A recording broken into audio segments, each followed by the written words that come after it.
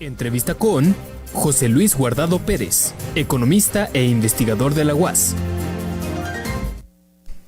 Gracias por continuar con nosotros aquí en Informativo NTR. Tenemos en la línea al maestro Ismael Guardado para hablar de las cuestiones económicas por las que atraviesa el país, que no están nada fáciles y obviamente involucra a Zacatecas. ¿Cómo está, maestro? Buenas tardes. Buenas tardes, Saúl. Soy José Luis.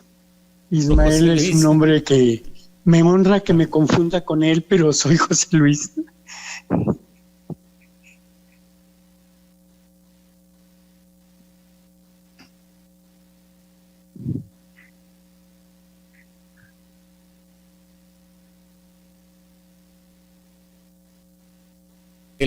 Tal como lo está proponiendo Donald Trump.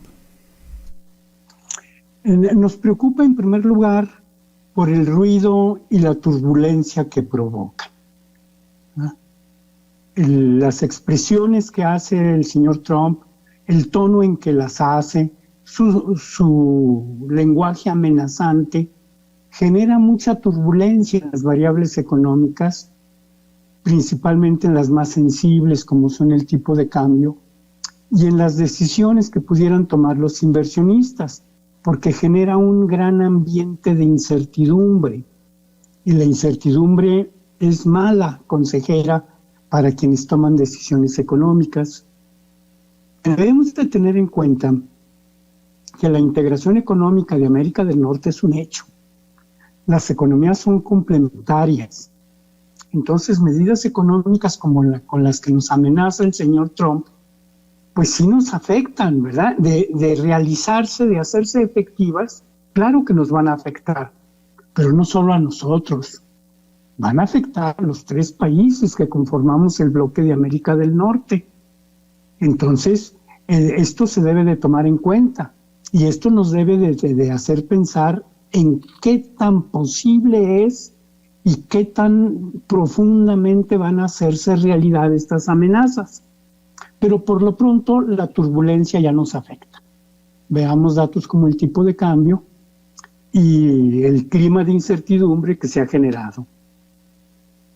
Y el problema es que va a arrastrar con ello también la cuestión de los precios al consumidor y va a arrastrar otras cuestiones al haber, si se dan, claro está, a cuando entre como presidente nuevamente de Estados Unidos, todas las cuestiones arancelarias. Naturalmente, ¿verdad? La sola turbulencia que provoca ya genera expectativas de una mayor inflación en Estados Unidos, porque a quienes afectan directamente los aranceles son a los consumidores, y también aquí en México, ¿verdad? Y naturalmente en Canadá. Ninguno de los 3 países estamos al margen de los efectos dañinos que genera la incertidumbre por el lenguaje agresivo y violento del señor Trump, ¿verdad? De cualquier manera, pues la economía mexicana está sólida. El mercado interno en México está sólido y creo que tenemos medios para enfrentar las turbulencias. Pero, vamos a decir, las perspectivas positivas o medianamente positivas que se tenían sobre la economía para el corto y el mediano plazo, pues se tienen que ajustar, se tienen que detener un momento mientras veamos qué tan efectivas y hasta dónde van a llegar las medidas que en la realidad, como gobierno, tome el señor Trump. Y luego pues llega todos estos anuncios en un momento clave para México, el primer presupuesto de la presidenta Claudia Sheinbaum, que también habría de verse modificado. Ya Ricardo Monreal, coordinador de la bancada de Morena en el Congreso Federal, dijo que necesitaba una cirugía mayor este presupuesto, pero también tendrían que analizarse todas estas nuevas disposiciones, porque sí viene a cambiar el panorama económico. Claro. La situación de México pues tiene sus particularidades, ¿verdad? Hay una necesidad urgente de reducir el déficit presupuestal. Se había planteado de que debería reducirse al 3%. Luego se dijo que no, que al 3.5%. Y últimamente se está hablando de un déficit de 3.9%. Ahorita en estos momentos, o para este año, el déficit estuvo en 5%. Este recorte en el déficit necesariamente implica un recorte en el presupuesto, implica un recorte en el gasto del gobierno, ¿no? Y es ahí donde también se vuelve complicado, porque a nadie quiere que le recorten el gasto. Si el gasto social, si el gasto en cultura, si el apoyo a las empresas y todo, todas las dependencias tienen muy buenas razones para reclamar que no se les recorte el gasto. Pero la necesidad es un hecho. El déficit económico, el déficit presupuestal debe de reducirse, porque en eso reside mucho de la salud económica del país. Y esto implica ajustes, ¿verdad? Y son incómodos, pero son necesarios. Son molestos para importantes sectores de la sociedad, pero son muy necesarios. Entonces, ahí va a estar a prueba la habilidad de nuestro nuevo gobierno, de la primera mujer presidenta, para soltar y moverse en este ámbito de turbulencia, de incertidumbre y además de necesidad de recortar gasto. ¿Qué sería la proyección para el 2025 para los ciudadanos ante este panorama que se antoja adverso? Sí, mire, es una situación preocupante. La economía nacional, vamos a decir que está saludable. El consumo interno sigue en ritmo creciente. Quiere decir que el mercado interno, la demanda de bienes y servicios que realizamos todos los mexicanos de todos los niveles social y económico ha tenido un ritmo creciente.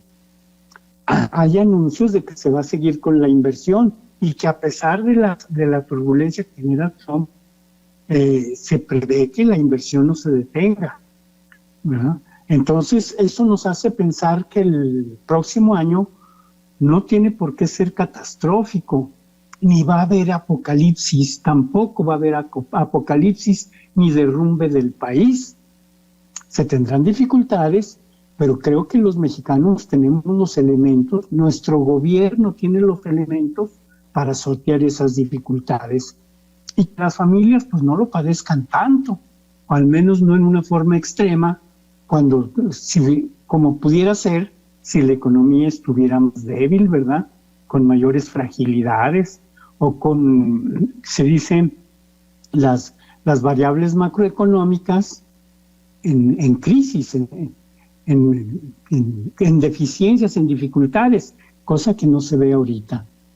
Por lo tanto, no podemos echar las campanas al vuelo, ni podemos ser optimistas en extremo, pero creo que tenemos las condiciones para que el próximo año, pues, cuando menos sea como ¿verdad?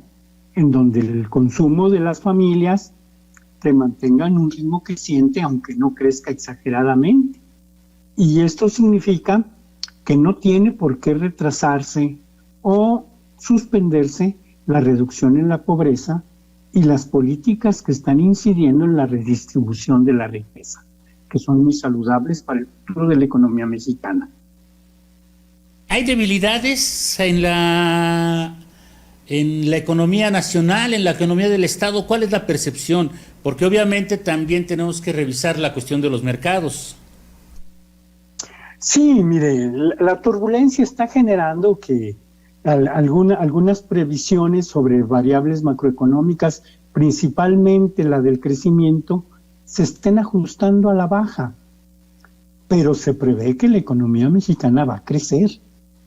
No va a crecer como lo deseáramos, ¿verdad? O como lo necesitamos. Pero no nos vamos a derrumbar.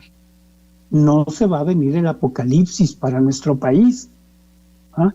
Y por muchas dificultades que genere el señor Trump, y si se hicieran realidad todas sus amenazas, creo yo que la economía nacional puede apostarle al desarrollo del mercado interno para mantener una situación saludable. No va a ser la deseada, pero sí tenemos con qué salir adelante. ¿De qué pasos debería de seguir el país para poder mantenerse en esta estabilidad financiera y económica que tiene? Pues en primer lugar, mantener la disciplina fiscal que se ha mantenido hasta ahora. Ojalá y se logre efectivamente reducir el déficit para que las perspectivas económicas del país pues no sean tan negativas, ¿verdad? Se requiere una racionalidad en el gasto, una gran racionalidad en el gasto, ¿verdad? Una eficiencia en la recaudación que hace el gobierno para que cuente con recursos. Y se requiere políticas claras, ¿verdad? O sea, se requiere que el gobierno federal, nuestra presidenta, muestre certeza y que entiende el problema como seguramente lo hace, ¿verdad? Para que las medidas que se vayan tomando metan certidumbre en este mar turbulento de incertidumbre. Y creo que con eso podemos enfrentar el próximo año. Y en el corto plazo, pues las medidas que seguramente va a querer impulsar el señor Trump una vez que tome posesión. Por lo pronto ya está generando ruido y turbulencia. Una vez que sus políticas empiecen a hacerse realidad, ya se verá cómo se tendrán que enfrentar. De cualquier manera, nuestro gobierno, me refiero a la presidenta y a sus funcionarios, sobre todo los relacionados con la economía y el sector y las relaciones exteriores, creo que tienen la capacidad suficiente para enfrentar esta dificultad y salir adelante.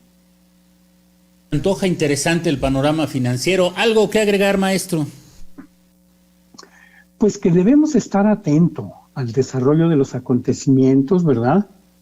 Debemos de ver las cosas con frialdad, porque están circulando y van a seguir circulando mucha información falsa, mucha información alarmista, que yo no digo que no debamos preocuparnos, sí tenemos que preocuparnos, pero no podemos caer en el pánico y no podemos creer toda la información que mañosamente, con intencionalidad política, se difunde, ¿no? Es obvio que hay sectores aquí mismo en México interesados en desestabilizar al gobierno, en ponerle dificultades a la presidenta, y es ahí donde nosotros debemos de tener discernimiento en la información que nos llega y ver cuál de esa información pues no es digna de crédito, porque así pasa con algunas previsiones son absolutamente alarmistas, pero carentes de realismo, y es ahí donde debemos de tener cuidado. Agradezco mucho que nos tomara la llamada, maestro José Luis. Estoy a sus órdenes, Saúl. Que tenga buena tarde. Hasta luego, buenas tardes. Pues ahí está parte de lo que es el panorama financiero y económico del país y del Estado.